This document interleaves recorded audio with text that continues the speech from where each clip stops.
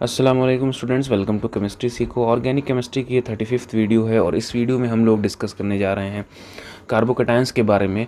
तो कार्बोकटायंस जो होता है एक तरह का इलेक्ट्रोफाइल होता है जो कि हेटेरोलाइटिक फिजन में या हेटेरोलिटिक फिजन के दौरान बनता है। ठीक है, तो इसको हम लोग पूरा इसमें डिस्कस करेंगे, तो वीडियो को एंड तक देखिएगा ताकि आपको सारी बातें समझ में आ सकें। तो चलिए शुरू करते हैं। कार्बोकटायन जैसा कि हमने बताया एक तरह का रिएक्शन इंटरमीडिएट है। ठीक है, रिएक्शन इंटरमीडिएट का मतलब जब कोई प्रोसेस या कोई रिएक्शन हो रहा हो उसी ड्यूरेशन में ये बनता है और ये हाईली रिएक्टिव स्पीशी होती है। ठीक है, याद रखिएगा, it is a very highly reactive species.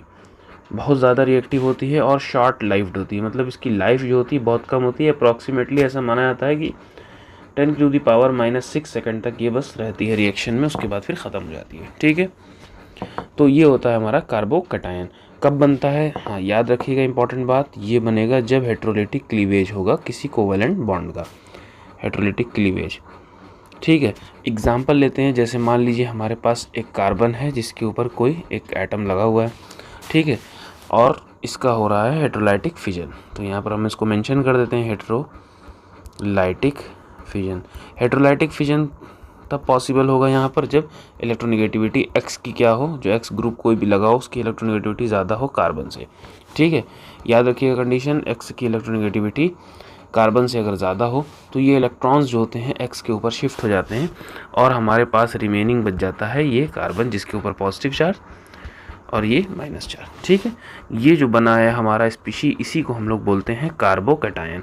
नाम से ही पता चल रहा है कार्बन के ऊपर अगर पॉजिटिव चार्ज आ जाएगा तो उसको हम लोग बोलेंगे कार्बोकटायंस। ठीक है, अब कार्बोकटायंस कई तरह के होते हैं, जो रिएक्शन में जिस तरह का हम लोग रिएक्टेंट ले रहे हैं उस रिएक्टेंट के अकॉर्डिंग जो कार्बोकटायन बनता है। ठीक, जैसे एग्जांपल के लिए अगर हम मान लीजिए CH3 पॉजिटिव आया तो इसको हम लोग मिथाइल कार्बोकटायन बोलेंगे। इसी तरह किसी रिएक्शन में CH3 CH2 पॉजिटिव आ रहा है तो इसको हम लोग इथाइल कार्बोकटायन बोलेंगे। इसी तरह अगर मान लीजिए हमारे पास आ रहा है CH3 CH2 तो इसको हम लोग प्रोपाइल बोलेंगे। ठीक है, this is methyl carbocation, this is ethyl carbocation और दिस इज़ प्रोपाइल कार्बोकटायन। ये पॉजिटिव चार्ज अगर सेंटर पर हो, जैसे मान लीजिए हमारे पास इस तरह की कंडीशन में देखने को मिले तो इसको हम लोग आइसोप्रोपाइल बोलते हैं, जैसा कि हम लोग पहले भी पढ़ चुके हैं। ठीक है, या फिर अगर मान लीजिए हमारे पास कुछ इस तरह की कंडीशन आ जाए CH डबल बॉन्ड CH2 तो इसको हम लोग एलाइलिक कार्बोकटायन बोलते हैं।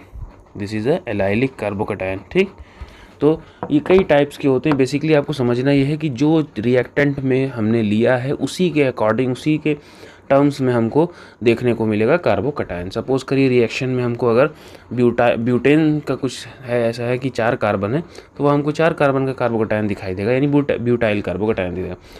5 होंगे तो पेंटाइल दिखाएगा। ठीक है, इस तरह से कार्बोकटायन टाइप्स अलग अलग टाइप के होते हैं। ठीक है, अगर हम इनकी कुछ इंपॉर्टेंट कैरेक्टरिस्टिक की बात करें तो ये बड़ी इंपॉर्टेंट कैरेक्टरिस्टिक्स हैं, इसको नोट कर लीजिएगा। पहली कैरेक्टरिस्टिक ये है कि इसके वैलेंस शेल में 6 इलेक्ट्रॉन होते हैं। ठीक है, 6 इलेक्ट्रॉन इन वैलेंस शेल, यानी इसके आउटर मोस्ट शेल में हमको 6 इलेक्ट्रॉन्स देखने को मिलेंगे। क्या सजेस्ट कर रहा है ये कि ये एक इलेक्ट्रॉन डिफिशियंट स्पीशी हो गई। ठीक है, this is a electron deficient species, मतलब इसके पास इलेक्ट्रॉन बहुत कम होंगे। ठीक है, और जब इलेक्ट्रॉन डिफिशियंट स्पीशी होती है तो ये एज अ इलेक्ट्रोफाइल बिहेव करता है। ठीक है, ये कैसा बिहेव करता है, एज अ इलेक्ट्रोफाइल। इलेक्ट्रोफाइल के ऊपर हम लोग सेपरेट वीडियो करेंगे, वहाँ पर देखेंगे इलेक्ट्रोफाइल क्या होता है।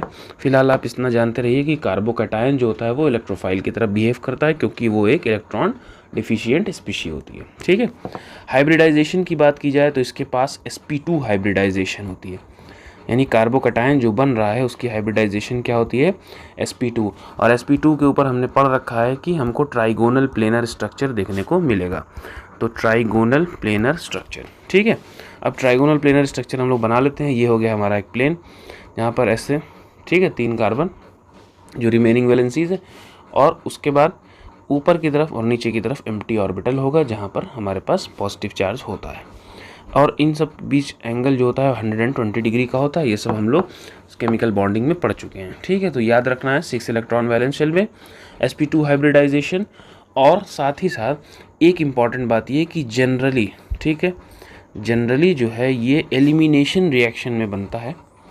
एलिमिनेशन रिएक्शन हो रहा हो, कोई चीज़ एलिमिनेट हो रही हो, या फिर कभी एडिशन हो रहा हो, ठीक है, एडिशन रिएक्शन में या फिर कभी कभी ये सब्स्टिट्यूशन रिएक्शन में।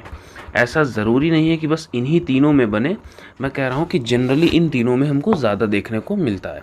जहाँ एलिमिनेशन हो रहा होगा, जहाँ एडिशन हो रहा होगा, या जहाँ सब्स्टिट्यूशन हो रहा होता है, वहाँ पर हमको ये देखने को मिलता है। ठीक है, कार्बोकैटायन। अब बात करें इसकी स्टेबिलिटी की, तो स्टेबिलिटी जो है, अब क्योंकि ये कई फॉर्म में एग्जिस्ट करता है, तो कौन ज़्यादा स्टेबल होगा, कौन कम स्टेबल होगा, इसको समझते हैं। तो हमारे पास जितनी ज़्यादा डिग्री ऑफ कार्बन होगा, उतना ज़्यादा स्टेबल हमारे पास कार्बोकैटायन होता है। ठीक है, जैसे एग्जांपल के लिए अगर हम मान लें हमारे पास एक कंपाउंड है जिसमें हमको कार्बोकैटायन का फॉर्मेशन कुछ ऐसा हुआ। ठीक है, और दूसरा हमारे पास ऐसा है जिसमें हमारे पास 2 CH3 लगे हुए हैं। तीसरा हमारे पास ऐसा है जिसमें हमारे पास सिर्फ सिंगल CH3 लगा हुआ है, और एक लास्ट है मिथाइल। ठीक है, इस तरह की कंडीशन होती है तो हम उसको 3 डिग्री कार्बोकैटायन बोलते हैं, इस तरह की कंडीशन को 2 डिग्री, इस तरह की कंडीशन को 1 डिग्री बोलते हैं, और इसको हम लोग पढ़ चुके हैं मिथाइल बोलते हैं। तो इनमें स्टेबल सबसे ज़्यादा 3 डिग्री होता है, then 2 degree, then 1 degree, then methyl. क्या याद रखना है, 3 डिग्री सबसे ज़्यादा stable, then 2 degree, then 1 degree, then उसके बाद मिथाइल। ठीक है, अब क्यों होता है ये ऐसा इसलिए होता है क्योंकि यहाँ पर एक इफ़ेक्ट होता है जिसको हम लोग हाइपर कॉन्जुगेशन इफ़ेक्ट बोलते हैं।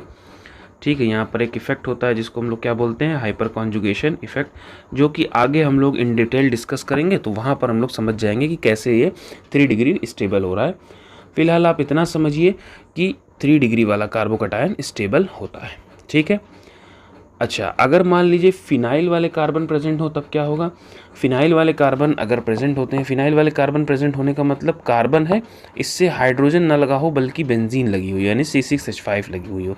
ठीक, तो ऐसे केस में भी 3 डिग्री वाला ही फॉलो होता है। यहाँ पर ये हमारा 3 डिग्री फिनाइल वाला कार्बोकैटायन हो गया, तो ये ज़्यादा स्टेबल होगा कंपेरिजन टू हमारे पास अगर 2 फिनाइल लगे हुए हों तब। ठीक है, और इससे कम स्टेबल कौन होता है, जिसमें सिंगल फिनाइल लगा हुआ हो।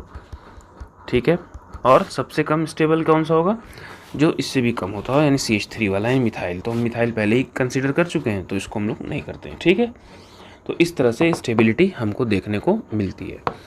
तो ये था हमारा कार्बोकैटायन के ऊपर पूरा लेक्चर, जिसमें हमने सिर्फ बेसिक बातें कही, जिसमें हमने पढ़ा कि क्या होता है, कब बनता है, उसकी क्या कैरेक्टरिस्टिक्स होती है, और उसकी स्टेबिलिटी का ऑर्डर क्या होता है। ठीक है, तो इस वीडियो में बस इतना ही हम लोग समझेंगे। आगे आने वाली टॉपिक्स में जहाँ कहीं भी कार्बोकैटायन का मेंशन होगा, वहाँ पर हम उसी हिसाब से आपको एक्सप्लेनेशन देते चलेंगे। फिलहाल बेसिक के लिए इतना काफ़ी है, आप समझ गए होंगे कि कार्बोकैटायन क्या होता है। अभी भी कोई क्वेश्चन या डाउट अगर रह जाता है आपके पास, तो आप कमेंट सेक्शन का ज़रूर यूज़ कर सकते हैं। Thank you.